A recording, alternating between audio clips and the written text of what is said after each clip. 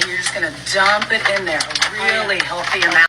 Wow. And you can do this with red soda, but I prefer the blue for my cotton candy. Not going to tag the original because it's just some shameless re-upload. But I want to take a moment to talk about manipulative media, because I think this is one of the most egregious examples I've ever seen. You don't have to see more than that 8 seconds of video. It's just that for 2 minutes. And from those 8 seconds, it's pretty easy to tell that this is content for children. Specifically, children around the age of 6 or younger. And let's talk about how I can tell. For the whole video, the woman who is not eccentrically dressed, but clearly has a wardrobe in mind, spends the entire video crouched in front of the dryer. This is a specific mannerism that reflects the child watching the video. It would be much more opportune for an adult to stand up to access that drawer and pour the soda in, but she still remains crouched because the child would still be at that level. Her language is also very specific. She doesn't refer to the soda with any specific brand or flavor, which would be very relevant things if an adult were making cotton candy. She just calls them blue soda and red soda because those are the only metrics by which children understand soda. The mannerisms of their language also reflect this audience. You'll notice if you watch the full video that there never is a lull of silence. There's always one of the two women going, oh, yeah, wow.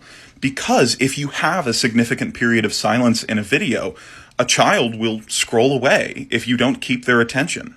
To speak on the specific content of the video, it's obviously very horrendous. To do anything that the woman in the video does, put soda in the top compartment, put loose sugar in the tumbler of the dryer, would permanently destroy and damage the dryer that you did it to. The people making this video obviously know that, and so do most of the people watching it. But you know who doesn't know that? Children.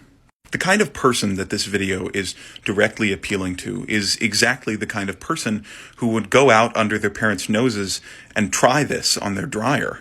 Soda, a bag of sugar, aluminum foil, these are not particularly difficult things for a child to acquire under their parents' noses. Given the number of views that this video has on just a re-upload to a different platform, a statistically significant number of families have suffered from their child following the directions of this video. I'm sure none of this is news to the people who made this video. It's all very deliberate and purposeful. I've had my fair share of videos that have gotten this viral and more, and I know what it's like to make money from that kind of content. I'd say likely, in total, they probably made a little over $100 from this.